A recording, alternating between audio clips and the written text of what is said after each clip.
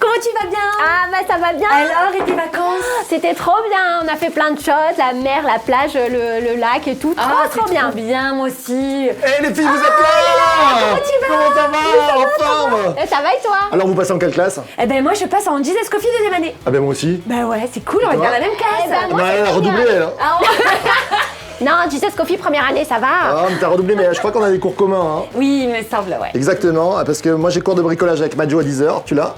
Non, moi j'ai cours de théâtre avec Sharky et Stutch. Moi j'ai cours avec moi-même, c'est moi la prof, alors des chants. Ah bon, ben d'accord. vas-y, c'est moi. Et mais je crois qu'on commence à 7h, non? Ouais. Ah, il va falloir y aller. Hein. Ouais, On y va? Allez, ça rentrée, sonne. hein. Allez.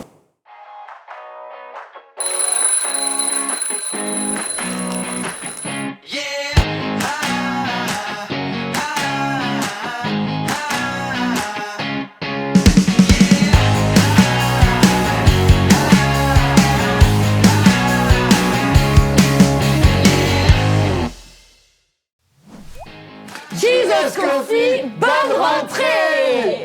Tellement content de se retrouver! Oui, vous nous avez manqué cet été, c'était... Ah ben oui, alors les Jesus Moussi on était là, mais c'était tellement court Oui, que là on c'est se vrai. retrouve. Et puis moi j'ai fini à l'eau avec les Sharky et Stutch, alors non pas, Ah pas oui. de Et ça va tes pieds? Tu t'es fait mordre là, j'ai Ça vu. va, j'ai des pansements mais ça va.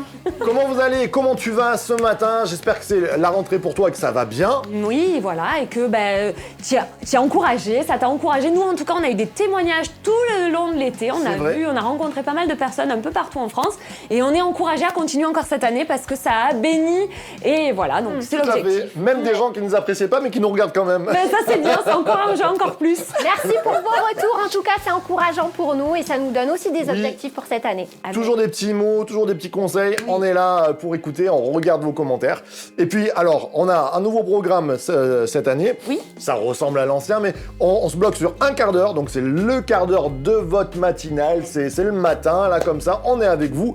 Et puis, on va continuer. Qu'est-ce qu'on continue? Alors là, on va continuer. Moi, il y a un livre qui m'a un petit peu parlé, on en parlera bien jeudi, mais c'est le livre d'Esther. Eh oui, exactement. Je trouve que c'est quand même un peu d'actualité et du coup, on peut faire le parallèle entre Esther et l'Église qui survit dans un monde hostile. Exactement. Donc, le livre d'Esther, un livre masculin et féminin quand même. Tout Là, à fait. les femmes ont une part dedans qui est très très intéressante, Oui. mais ça parle aussi aux hommes, on le verra à l'intérieur.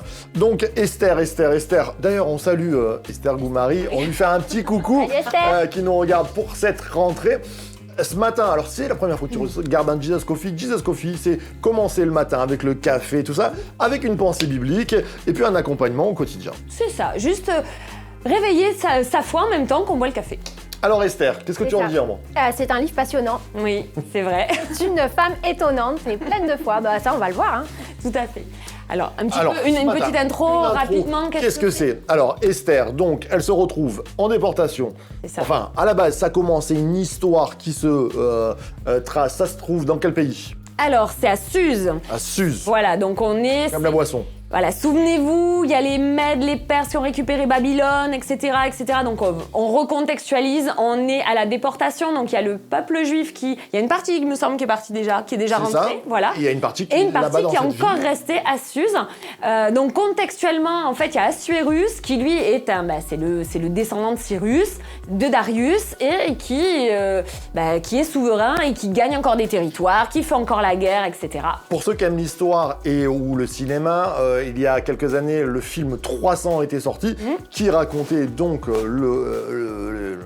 un de ces rois perses qui était là, et c'est Assuérus, donc qui a combattu Léonidas. Les Léonidas que vous mangez, le chocolat, c'est le nom d'un roi qui a combattu Assuérus avec 300 hommes, comme ça. Voilà. Donc cet homme-là, il est historique, et on le retrouve dans une partie de la Bible. Tout à fait. Et alors cet homme-là, il avait donc des esclaves et tout ça, et les Juifs étaient en déportation, un peu en esclavage dans ce pays-là. C'est ça. Et dans l'histoire commence quand le roi se fâche avec son L'épouse. Vashti. Vashti. Vashti couché. C'est ça. Ah bah là, non. Et donc ça se passe mal pour elle, et donc il la remplace et il cherche une autre. Il cherche une autre épouse, il cherche une autre reine pour remplacer Vashti en fait. Et du coup, il va faire comme un espèce de gros concours de beauté. Bon, on appelle ça comme ça, moi je vois autre chose, mais Il y a bon. un gros concours de harem, on pourrait dire. Il y a un gros concours de harem, voilà, qui va remplacer Vashti. Donc du coup, là, et Esther est sélectionnée. Exactement. Et Mardoché lui dit, vas-y. Alors Mardoché, qui c'est? Il est pas encore ministre hein, là. Il est pas, alors non, il est pas encore. Il est important. Mais il est important. Et il dit, vas-y, et surtout ne dis pas qui tu es. Alors c'est paradoxal, on pourrait dire, mais pourquoi il lui dit de pas dire qui elle est? Mais en tout cas, c'est stratégique. On le comprend tout au long du livre. C'est très intéressant parce qu'en fait, dans ce livre-là, le nom de Dieu n'est jamais mentionné, pas une seule fois. Exactement, très intéressant. Rien. Parce qu'il a failli passer à la trappe de la Bible. Tout à fait. Comme il n'y avait pas le nom de Dieu à l'intérieur, la petite culture générale, quand on a choisi les textes bibliques, on s'est dit Esther quand même, il n'y a pas le nom de Dieu. Eh bien, il est tellement présent à l'intérieur. Il est tellement... En fait, on voit tout au long du livre comment Dieu contrôle les événements, les circonstances, met en place des choses pour délivrer son peuple, en fait. Exactement. Et il a utilisé notamment Esther. Alors, qu'est-ce qui se passe avec Esther? Donc, elle est choisie. Elle est choisie et du coup, son cousin Mardoché, ça dépend des traductions. Voilà, il lui dit, pour l'instant, de pas dire. De pas dire qui elle est. Et il se passe qu'il y a un édit qui décrète que. Il y a un méchant. Parle un peu plus fort parce que sinon on va pas t'entendre. Pardon. Il y a un méchant qui s'appelle Aman et qui, lui, n'aime pas les juifs et du coup, il fait signer un édit par le roi comme quoi tous les juifs doivent être tués, massacrés. Et là, c'est là qu'intervient Esther pour que ça ne se fasse pas. Et tonton Mardoché, en fait, vient le voir. Et parce que Esther, elle n'est pas trop sûre d'elle, tout ça. Et qu'est-ce qu'il lui dit, la grande phrase? La grande phrase, mais est-ce que c'est pas pour un temps comme celui-ci que tu es parvenu à la royauté? Et en fait, l'Église, il y a souvent des temps et l'Église doit prendre sa place parce qu'elle est appelée à la royauté, parce qu'elle est appelée à régner, à prendre position pour la délivrance de beaucoup. Exactement, et j'aimerais... C'est pour ça qu'on fait le parallèle entre Exactement. Esther. Alors aujourd'hui, et sur cette thématique le lundi, c'est comment voir dans le livre d'Esther, je parle toujours des ombres des choses à venir, comment voir le parallèle, ce que tu viens de dire, entre Mardoché, Jésus, et Esther l'Église. Et l'Église. Donc on va lire chapitre 12. Chapitre 4 jusqu'au 17, c'est ça? Oui, c'est bien. Tu veux bien le lire? Allez. Donc on rapporta les paroles d'Esther à Mardoché. Mardoché fit répondre à Esther, « Ne t'imagine pas, Majesté, que tu échapperas seule d'entre tous les Juifs, car si tu continues à te taire en cette occasion, le soulagement et la libération des Juifs surgiront d'un autre côté, alors que toi et la maison de ton père vous périrez. D'ailleurs, qui sait si ce n'est pas pour une occasion comme celle-ci que tu es parvenue à la royauté ?» Esther fit répondre à Mardoché, « Va rassembler tous les Juifs qui se trouvent à Suse, jeûner à mon intention, sans manger ni boire pendant 3 jours, 24 heures sur 24. Moi aussi je jeûnerai de même avec mes jeunes servantes. Dans ces conditions, j'irai chez le roi malgré la loi. Si c'est pour ma perte, je périrai. » Mardoché s'en alla pour faire tout ce qu'Esther lui avait ordonné. Wow. Amen, waouh, c'est fort là, on sent la tension qui monte.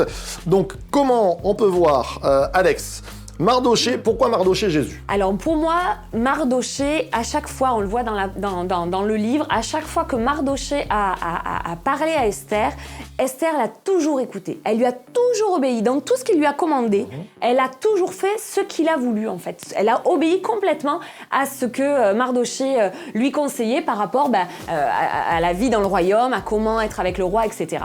Donc elle est très obéissante. Donc il y a un attachement et il y a une confiance entre Esther et Mardoché. Il y a une confiance et elle est vraiment à l'écoute et elle obéit.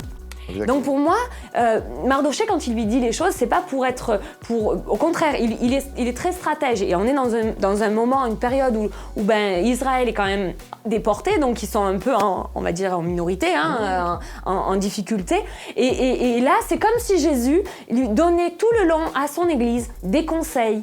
Il a laissé la parole, il lui dit « Obéis à ma parole, sois à mon côté, écoute-moi ». Et elle, Esther, comme l'Église, est toujours à l'écoute des stratégies, à l'écoute de ce que Dieu va dire, à l'écoute de la parole, de sa parole, pour que justement elle obéisse et qu'elle gagne des terrains. Des terrains, pardon. C'est très intéressant ce côté où Mardoché est enfoncé. C'est un peu comme si vous lisez les Actes des Apôtres.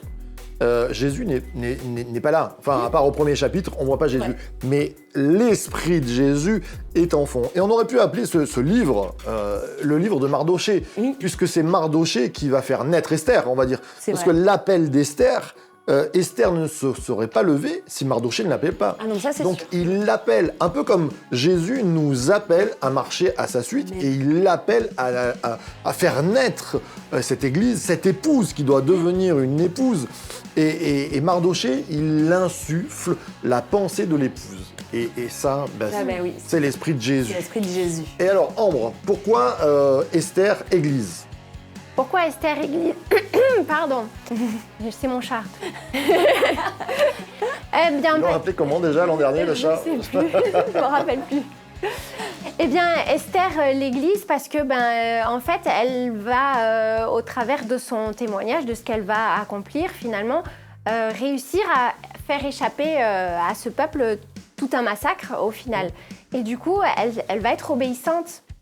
Elle va se révéler au travers du jeûne, de la prière, au travers du courage qu'elle va avoir pour aller voir son mari, alors que, comme il est dit là dans le texte, elle n'a pas le droit d'y aller. Elle va avoir du courage, et puis l'Église doit avoir du courage, doit se lever, doit prendre position face aux autorités aussi. Enfin, c'est pas évident pour elle d'aller voir les autorités. On voit qu'elle a peur là, et puis... elle y va quand même, et puis on voit aussi que Dieu l'accompagne. Donc nous aussi, en tant qu'Église, parfois on doit se lever et puis aller voir nos autorités aussi pour dire on est là, on aimerait peut-être faire quelque chose dans la ville. Tout à fait. Voilà. Mais j'allais dire même pas que nos autorités, Jésus nous appelle à nous lever tout court. Oui. Mais face à une voie, face à l'injustice, quelquefois vous pouvez être dehors, il y a une personne qui est en train de se faire molester. Je crois qu'un croyant est quelqu'un qui se lève face à l'injustice, qui dit « nous amenons la vie là où il n'y a pas la vie ». Tout à fait. Et elle va se lever. Et j'aime la parole de Mardoché qui dit car si tu continues à te taire en cette occasion, le soulagement ou le salut et la libération des Juifs ». On parle de salut et de libération. Je crois que l'Église est appelée à amener le salut et la libération. C'est ça, tout à fait. Ça serait bien qu'on puisse prier ensemble, parce que c'est la rentrée, pour se dire « Seigneur Jésus, viens nous inspirer, fais-nous entendre ton appel, qui est à 2000 ans, cet appel. Allez et faites de toutes les nations des disciples, allez amener la bonne nouvelle. Il y a une bonne nouvelle à amener aujourd'hui, qu'on puisse se lever, qu'on puisse être des Esther dans notre génération, qu'on puisse entendre l'appel de Mardoché, le Christ. Amen. Amen. Alex, tu veux bien prier? Oui, je vais prier. Merci Seigneur parce que tu es présent. Merci Jésus parce que tu nous laisses ta parole qui nous guide, qui nous enseigne et qui nous montre la voie à suivre. Je te prie, Seigneur Jésus, de venir dans cette rentrée, dans cette nouvelle saison et de venir nous montrer comment être une Esther, Seigneur Jésus. Comment se positionner face à nos Aman aussi. Comment réagir face à un monde qui n'entend pas, qui ne voit pas qui tu es, mais comment te montrer toi. Jésus, je te prie vraiment que tu viennes dans cette nouvelle rentrée nous bénir, nous unir et faire de nous des lumières afin que nous puissions amener ta parole, afin que nous puissions amener ta vie, afin que nous puissions, Seigneur Jésus, être ces conducteurs, amener les personnes au salut et à la libération dans le nom de Jésus. Amen. Amen. Waouh, c'est super, on passe des bons moments, on commence Ça bien. m'avait manqué. Alors, cette année, le Béniscope ne sera pas tous les jours, mais on est tellement bénis par cette rubrique qu'on vous la met en début de semaine pour que vous puissiez recevoir des bons versets. Et donc, on va lancer le Béniscope. C'est parti. Alors, qu'est-ce qu'on a ce matin? Allez, pour les femmes. Alors, pour les femmes, Philippiens 4, verset 13. « Je puis tout par celui qui me fortifie ». Soyez encouragés, soyez fortifiés dans votre journée, les femmes. Exactement, pour les hommes, Ésaïe 40, 31. Ceux qui s'attendent à l'Éternel renouvellent leur force. Oui, ils s'élèveront avec des ailes comme des aigles. Ils courront et ne se fatigueront pas. Amen. Ils marcheront et ne se lasseront pas. En même temps, je pense vraiment à tous les hommes qui soient fortifiés. Et je pense aussi à Denis Morissette, puisque la première prédication que j'ai entendue quand j'avais 18 ans à peu près, c'était sur ce verset. Et j'ai encore l'accent comme les aigles. Denis, on te fait un gros bisou. Et tous les Canadiens qui nous regardent, on vous fait un gros bisou. Soyez fortifiés aussi.